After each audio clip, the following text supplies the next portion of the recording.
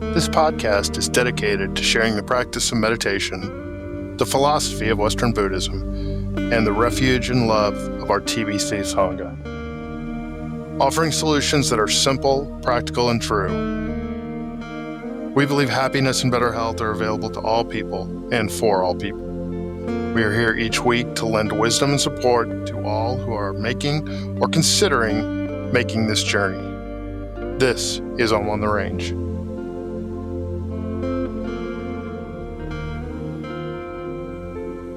Good day and welcome. This is episode number 15 of On the Range.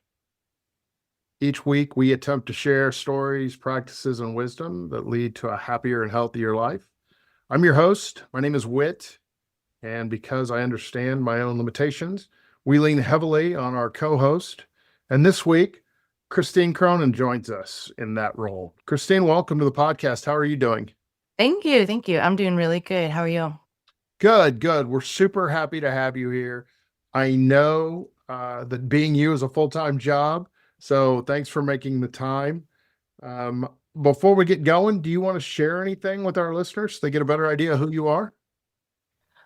Sure. Yeah. So I'm just super grateful to be here. Thank you so much for having me. I've been in the psychology world for over 20 years, and I've been on the Buddhist path for about 2 years now, like full throttle. And in my psychology world, I specialize in trauma, and I absolutely love helping people break free from their trauma and become the best version of themselves. That's like really what I live for, is helping people. So Great. So most of your work is one-on-one therapy or group therapy, or? it's kind of a combination of both. I would say majority is one-on-one, and then like 80% one-on-one, 20% group. Yeah, I work for the Veterans Administration, so. Okay. Well, there's plenty of work to be done there. That's great that you can share your time and your wisdom with a very well-deserving group. Yeah, absolutely. Thank you. I'm really grateful to be in that position to do that. So to start with, I wanted to talk a little bit about your book that you recently published. It is called Nature is Our Nurture, which, by the way, when I was practicing that, I got it reversed a couple of times. So I thought, you know what, if I don't get it right during the podcast, maybe Christine would just change the name of the book. So, but I got it right there. It's a great project. It's a wonderful book. I appreciate you not only sharing it, but creating it. So I was curious, how did the project come about? What motivated you to put this together? It's a lot of different things that just kind of came together all at the perfect time. So the first thing is at the point in my life that I thought of it all and put it all together, I had been really, really wanting to have a child, and I just wasn't really meeting anyone that I wanted to have a child with. And I was listening to Gabby Bernstein, who she's like really helps people with manifesting and everything. And she had said something like, whatever you're trying to manifest, think about the dream behind it. And I thought like, oh yeah, the dream behind wanting to have a child is like, I want to get back to the next generation. And so I made that more my goal, because like that was more within my control, because I, can't have a kid on my own kind of thing, So Because of biology, right? yeah. So I focused more on like, okay, how can I give back to the next generation? And I started like volunteering, watching kids and things like that. And then I was meditating one day, actually at Unity Temple, and I was meditating, and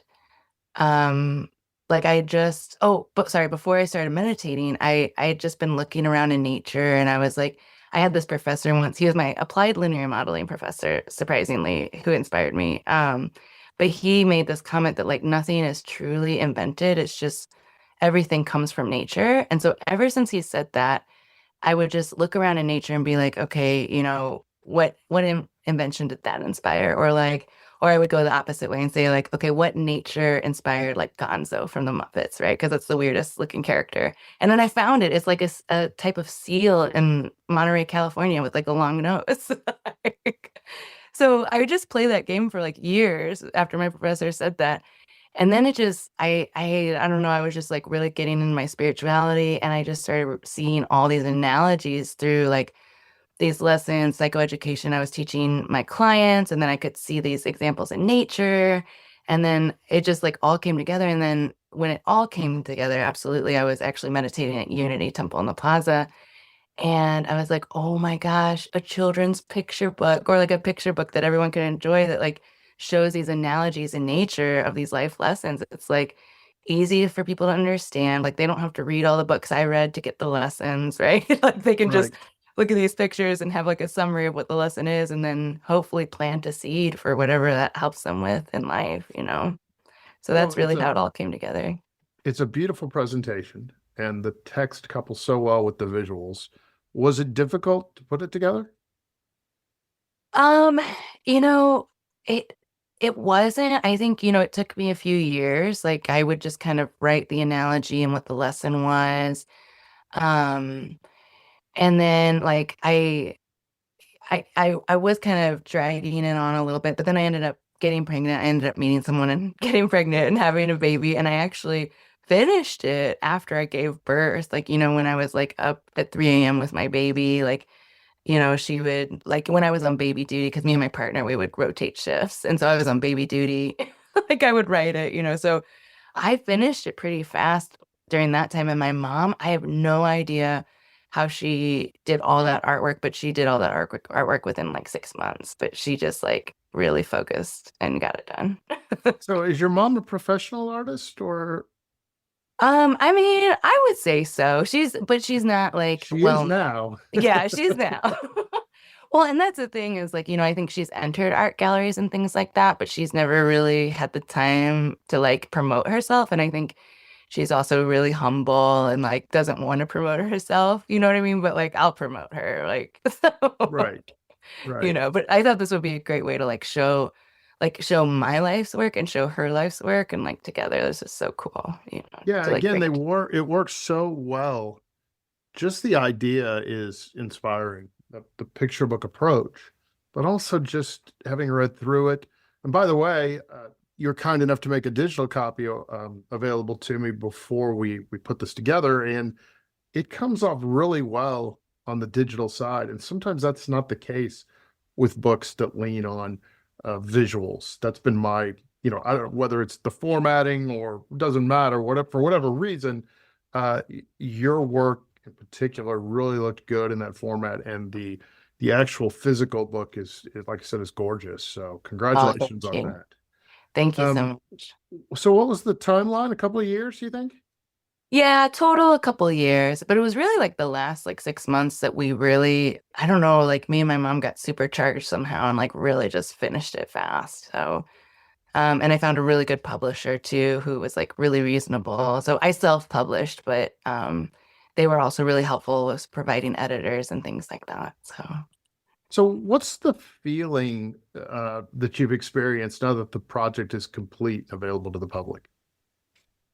Oh, it feels really great. Like I feel like, I really thought like even if one lesson inspires one person, it will have done its job, because like I just love spreading love and light to people in any way I can. And like, I learn a lot from books too. And so I thought it was really cool to kind of give back to the book community, and kind of create like a meta-analysis of all the lessons that I've learned through the books and the most common ones that my clients, need also. So like I don't know, it feels really fulfilling, just like my job, But in like I just feel like I'm gonna reach more people this way, so hopefully. Was there any apprehension about sharing something? Uh, I think personal's fair. These are topics that are from the heart, which are so valuable. And again, it's certainly worth being a little uncomfortable to share and to reach more people. I get that, but I was just curious, was there some maybe a little anxiety to kind of put yourself out there? Yeah, yeah, a little bit. So I think, hitting the submit button for like, yeah, this is it, is that anxiety of like submitting the paper at school was like that times like 100. Because it was like, oh, this isn't just a paper, this is a book and it's going to everyone. And so it's up for criticism, it's up for all that. But I think it was, easy to lean into that anxiety because I'm so passionate about it. And because it's not only like I'm not I'm not looking for a grade here. I'm looking to just help people. And even if it's in the smallest way, and even like for my daughter, she'll have this book for her whole life to if she ever needs any life lessons, and so, She will. you know, Let so me go ahead and clue you in on that part. She will. yeah, right. But then, I can't be the one to give it to her because I'm a therapist and I'm her mom, you know what I mean? So like Right. you could just read the book. I don't have to tell her. Right. Right. It was in the book. You should have Yeah. seen that. So Yeah. what's your favorite part of the book? Oh, I love it all. I really do. But I think, I love like I love the lessons of the sky and the lessons of the animals. Like those sections are really good. I just think the animals all look so cute. And I don't know. I'm just like, I don't know. I think one of my favorite lessons, like specific lessons in here is being loyal to love. It's in the Aurora Borealis. Let's see. I should have bookmarked it. But it's in the final lessons because I didn't know what category that would necessarily go into. But yeah, it's choosing love over fear and basically talks about how like um um when we have love, there's no room for fear. And I just love that so much. And the picture of the Aurora Borealis is just so gorgeous.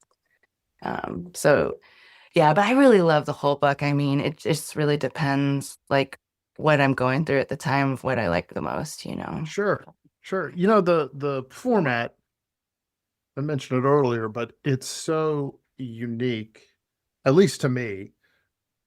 Certainly there have been people that have tried to take these kind of moving topics and maybe uh, try to make them more accessible, maybe more accessible to children, for example.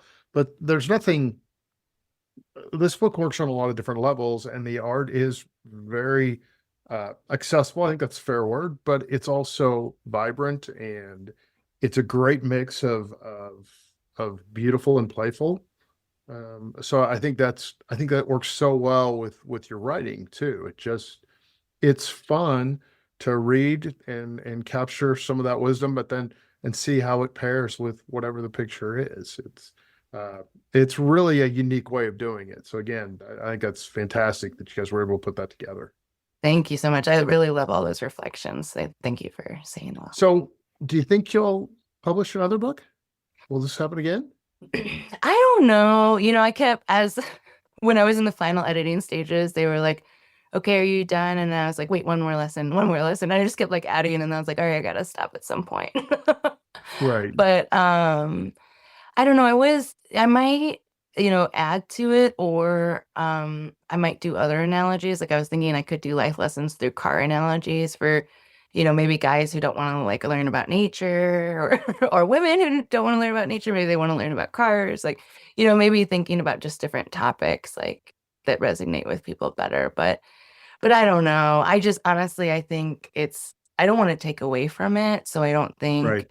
you know what I mean? Because, and the title Nature's Our Nurture, what I love about it is that like there's that long standing argument of like, is it nature or nurture? Right. But the answer is, and I also learned this from another professor, is that the answer is both, right? Like nature determines your line of capability and nurture determines where you fall in that line. And then like this is kind of just play on words of like nature is our nurture, like nature shows us what we need. Right. So it's just really, yeah, I don't know. I feel like if I wrote another book, it might take away from this. Yeah, this is not me being a podcast host here. This has just been my experience. A lot of times, what even if it's fiction or whatever the subject matter is, a lot of times the first version is unique and really captures, the subject matter well. Yeah. And then a lot of times what happens is if it gets popular, especially, then there's some pressure for the author to continue, whether it's a series or and I know that's not fair, and I know it doesn't happen all the time, but especially with really unique books, it's hard to recapture that. And again, I'm not telling you shouldn't do that or try. Certainly, if you're motivated. I did Yeah. not bring you on the podcast to tell you to stop being creative. But I just No. have noticed that it's like, hey, this book really spoke to me. And then the next four didn't really, they're maybe a derivative is a fair way of putting it, or maybe it was Yeah. me. And that's Could have been me. well, that is kind of how I feel about this book is that I feel like this is the one, and I'm just going to spend my energy promoting it now. And there's a lot of creativity in marketing. I mean, holy cow, marketing this book is a full-time job. Like, Yeah, it's almost like the marketing part's harder than the writing it, you know? yeah. And I could see with your work on this, what might be the next step would be uh, classes or some sort of presentation, almost like a workbook, where you can capture some of the things you shared and help people apply it. And Oh, that's a great idea. yeah, Yeah. well, you'll have to cut me in on that deal. All So right. Once I start making profit, because right now, right, exactly. the This startup costs are a little high. Buddhist podcast took a weird turn there. Okay, let's talk about return on investment real quick. Yes. Um, so where can the public find the book, and how can they get a copy for themselves? Yeah, absolutely. Any major retailer, Barnes and Noble, Archway Publishing is the publisher I went through, and they're connected with Simon and Schuster. So I'm hoping Simon and Schuster will pick me up and then we'll make it big. But again, I'm not here for the money. I'm here for spreading the love. Yeah. But I wouldn't recommend buying it on Amazon, and I hate to say that, but it's just their printers are not as high quality as Archway or Barnes and Noble. So they won't get the full effect of the pictures if they buy it on Amazon, unfortunately. Yeah, And it's the same price. the version that you shared with me is amazing, and again, it's that perfect mix of of art and wisdom, and again, a little playfulness. It just that accessibility, I think, is the key, especially with topics like this that can be heavy and hard to reach for some people. I don't know if heavy is the right word, but people tend to take them seriously, and Yeah. especially if you're new to it, you're looking for an answer. That can be stressful. So I thought again, did a great job with that. So Thank you. anything else you want to share about the book? No, just that I hope it helps whoever reads it, even if it's just one lesson, but hopefully they all are helpful at some point in your life. So yeah. Right. So as the goal of the podcast has always been to just help people, much like your book, be happier and healthier. That's the boiled down mission statement for on the Range. And so what that means is we try to share a little bit about Western Buddhism and meditation and the power of Sangha. So I was hoping what we could do now is just talk a little bit about your practice and kind of where you are at this point. So do you want to share how you got started with Western Buddhism? Yeah, yeah. Well, so when I was a lot younger, so I was raised Catholic and I wasn't like fully in that boat. So I'd always been curious about different religions and I kind of explored Buddhism. Um and one thing I love about Buddhism is I really feel like it brings the body in with the mind. And that's the first thing that really brought me to Buddhism, and I love the meditation. And then my life just kind of kept going along the Buddhist path just naturally. Like I think, studying psychology in undergrad and grad school and everything, psychology really connects a lot with Buddhism, like with the mindfulness meditation and things like that. They try to stay away from religion, but it still had a lot of similarities. Right. Um, but um Yeah, and then really like I'd been going to Unity Temple in the Plaza, just kind of exploring actually the meditation, like I came up with this book was actually in the Christian service there. And then but I was kind of going between TBC and the Christian service. And then about 2 years ago, I really started going to the Buddhist Temple Center like consistently. And then I went on a Buddhist retreat about a year ago in Crestone with the Sangha at Right. TBC. And we just all bonded and it was just incredible. And I just love it so much. I love how, Buddhism teaches about detachment and just, it's just incredible. Like, yeah. Do you find that Western Buddhism uh, dovetails well with your love of nature? Does that Oh, does that yeah. help or kind of maybe explain, not explain the big, but explain how you got here better? Because I've always found that to be true. It's like, I love that tree. It's like, okay, well, Yeah. you're either a druid or you're a Buddhist, and I don't know what a druid is, so I'm gonna be a Buddhist. That's There you funny. go. Yeah.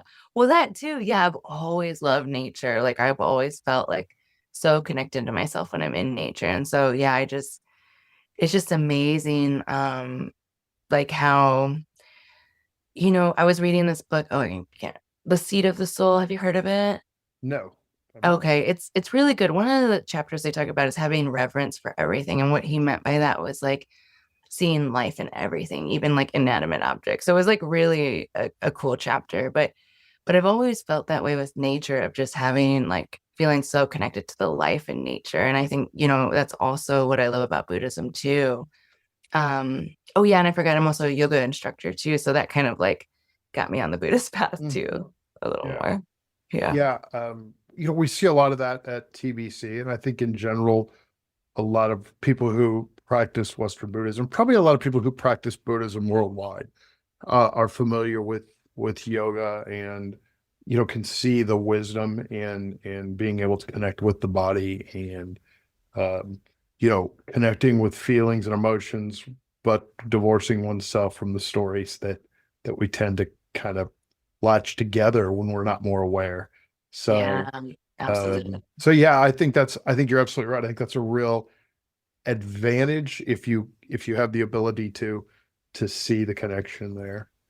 Um, this is the question that you're hoping wasn't going to ask you, but what's the path taught you, you think?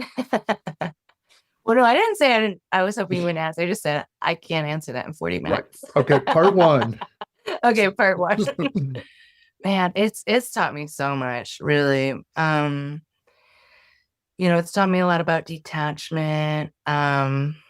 It's taught me a lot about, the concept that we are all one. I love that concept so much. Like, and I really try like if I get triggered by something, not to like wish bad things on other people because I'm technically wishing that on myself because we're all one. You know what I Right. mean? Right. Yeah. So I love that. And so just wishing for the best for everyone, how important that is. And um, yeah, and oh, there was one more like major one I was just thinking of. It escaped me.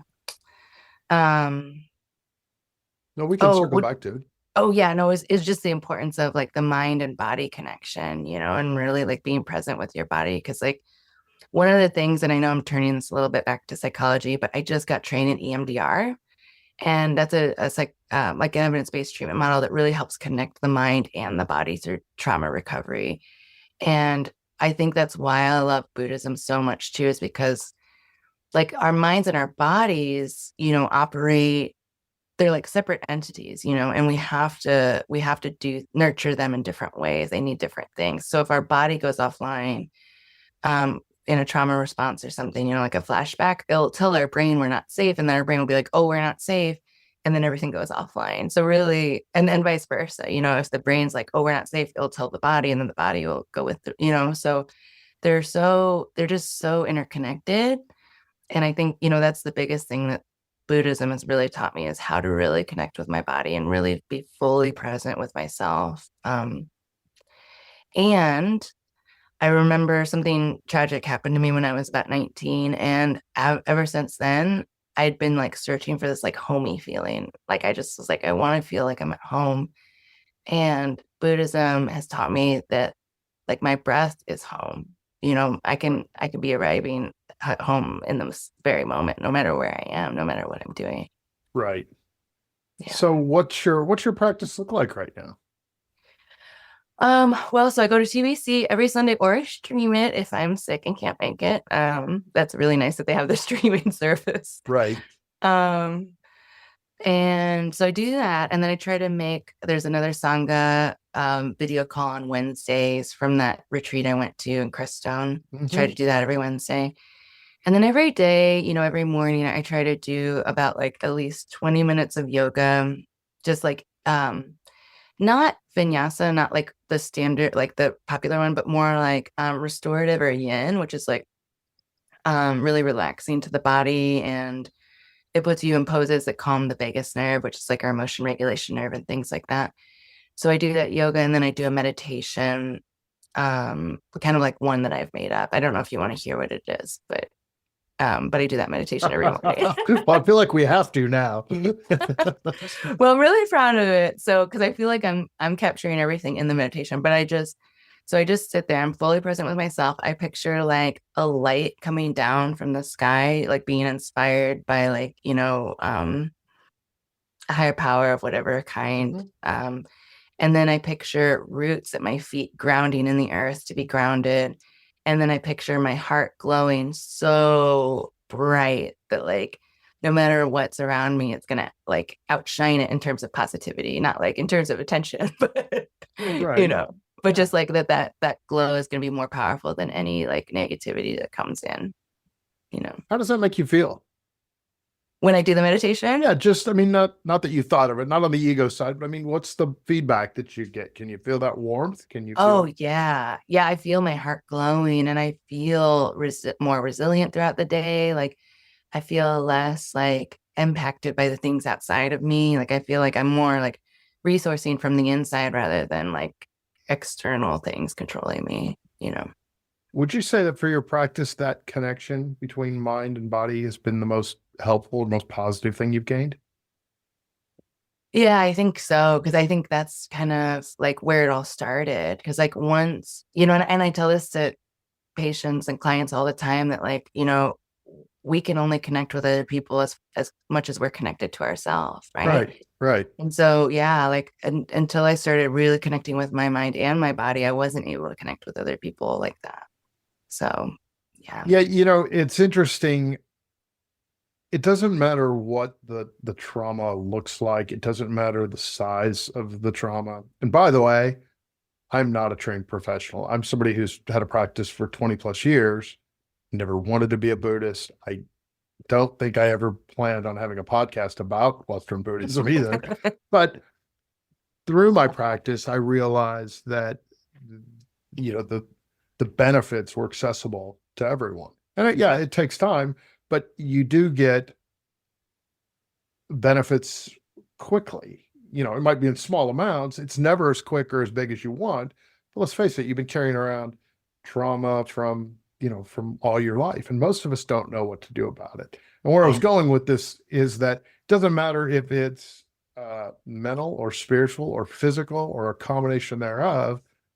A meditation practice, at least at the bare minimum, helps you, one, relieve some stress, but also it allows you to build some space so you can, I was going to say deal with those things. That's not exactly right, but you can be aware of them. You can apply some awareness there and accept what they are. It doesn't mean you're not going to change stuff, but Yeah. just having that space to do that kind of flips the script with that trauma you're carrying around.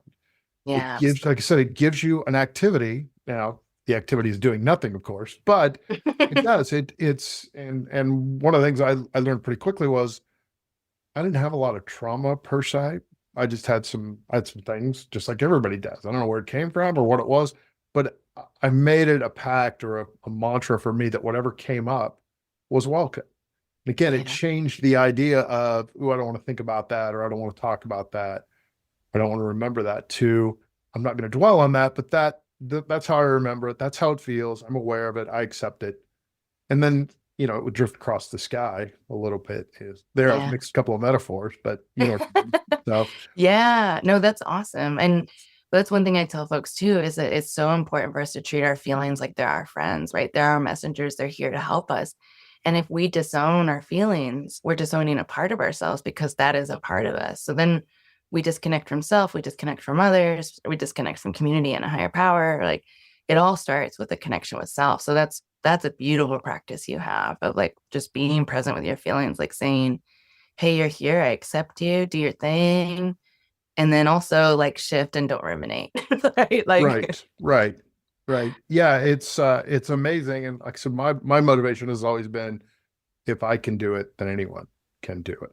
And if these are the benefits that you get, then everyone should do it. In fact, I even go so far when I'm working with groups to just hey, if you're not sure that you want to do this for you, you should do it for everybody else in the world because it makes you less stressed and easier for everybody else to deal with.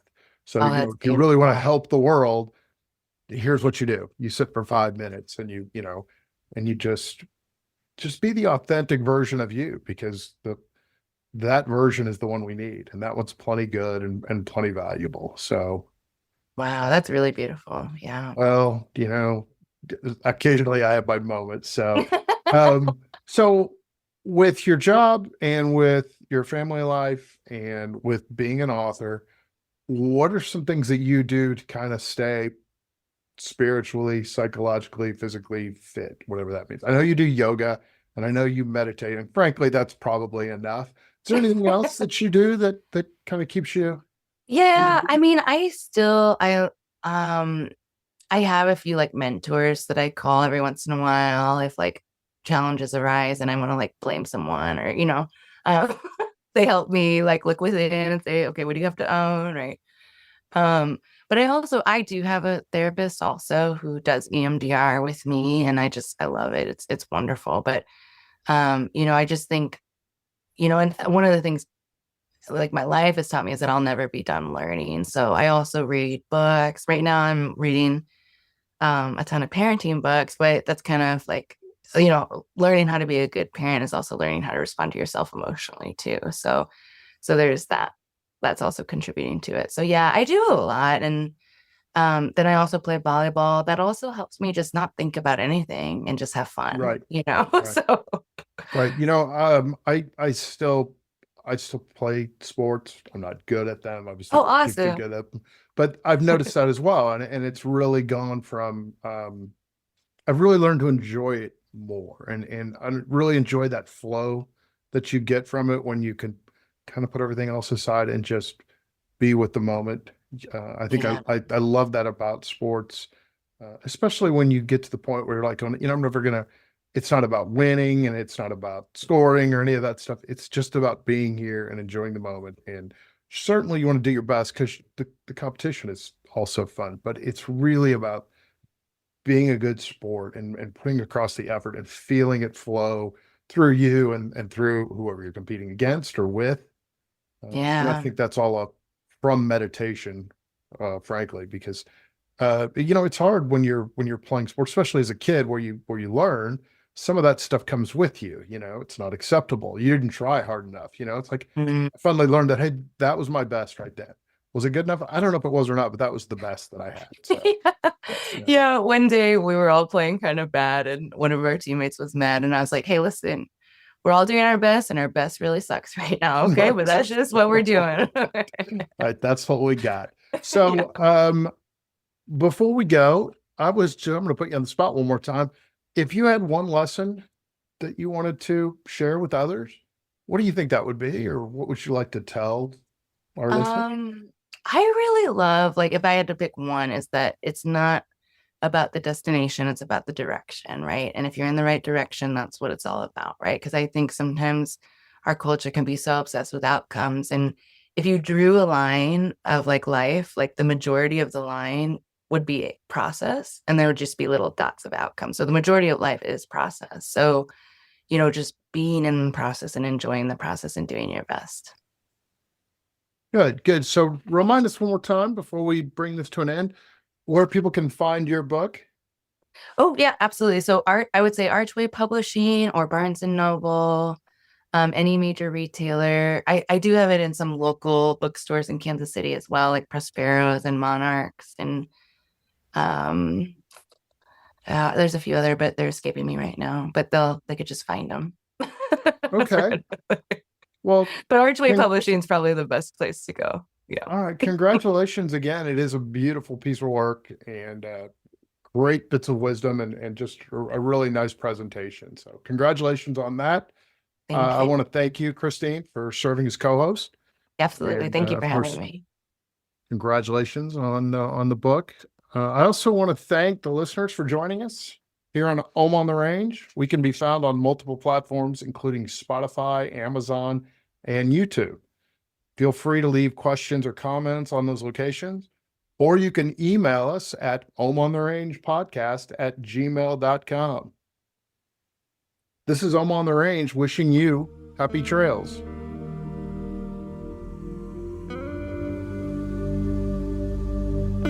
Thank you to Mr. Tim Behrens for producing this episode, and thank you to Brad Athey for providing the music. And thank you to our listeners for joining us on this journey as we discuss meditation and Western Buddhism and celebrate the path to a happier and healthier life. Less suffering and more joy are available to all people. While we cannot control what happens to us, we can control how we react. It just takes practice. Until next time, stay grounded and find peace in the simple, practical solutions. This is Om on the Range, wishing you happy trails.